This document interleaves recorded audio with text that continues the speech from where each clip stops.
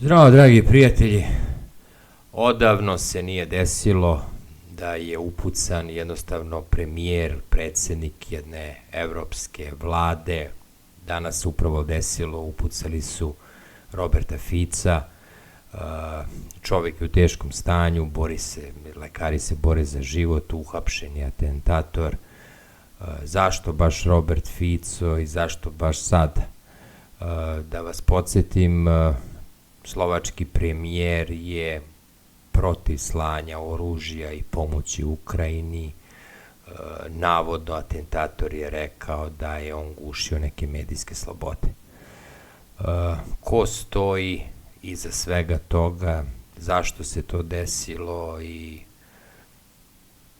da li je to gušenje jednostavno slobode izbora i da li očigledno neposlušne države i neposlušni lideri mogu biti kažnjeni smrću.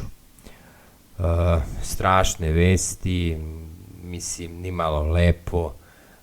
Moramo da priznamo da je u centralnoj Evropi 3 države koje su generalno za mir, za neki kompromis, to su prvenstveno Slovačka, Mađarska i Srbija.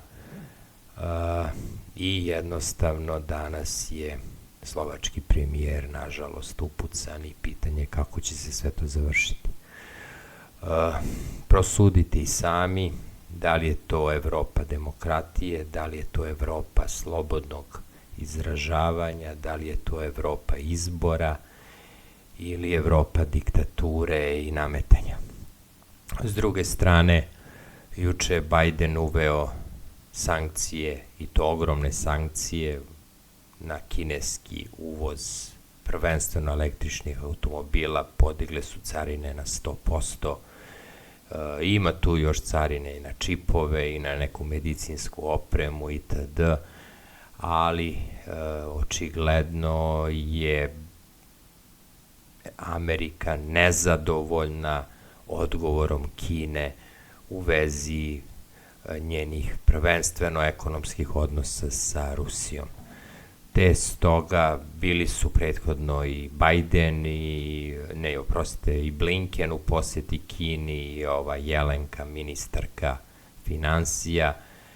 Vršen je pritisak na Kinu i od strane Šolca i bio je posjet i Macron u Parizu, kineski predsednik, ali sve to nije urodilo plodom.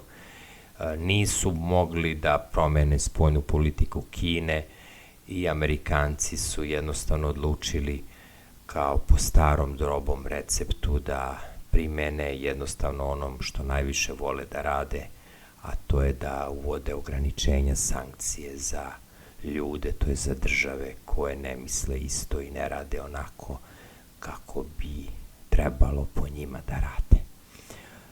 Da li će Kinu ugroziti?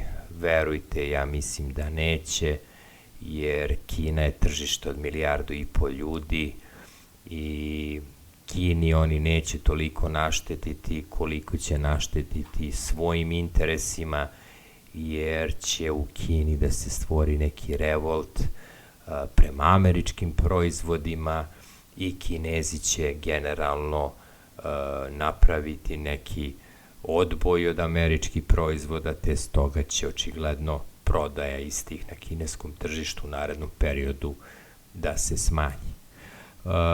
Ludi svet, šašav svet, pun nasilja, pun neizvesnosti. Da li nešto lepo možemo da čujemo i da i vidimo? Nažalost ne. Svi smo željni nekog mira, svi smo željni nekog blagostanja. Jedna vest od Evropske centralne banke danas da su zemlje centralne i istočne Evrope jako u velikim deficitima, u jako velikim dugovima, prvenstveno zbog ogromne pomoći koje daju Ukrajini u ovom sukobu i bojim se daljih ekonomskih, a bojim se i nekih nemira koji mogu da uslede na leto ili na jesen. Socijalni nemire, socijalne razlike u Evropi rastu i jednostavno ljudi prvenstveno gledaju svoj novčanik, gledaju neku budućnost, nikog više u 21. veku ne interesuje ni politika, ni ratovi, ljudi žele da putuju, da žive bolje, da jednostavno osete neke blagodeti što su Evropljani, a s druge strane oni im nameću sve veće troškove života, što zbog inflacije, što zbog ovog bludog rata, tako da je to začarani krug iz koga prvenstveno zemlje centralne i istočne Evrope ne mogu izaći tek tako, bez žrtava, prvenstveno ekonomskih.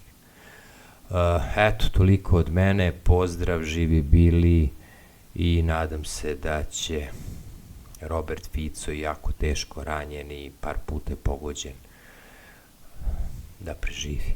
Toliko od mene, pozdrav.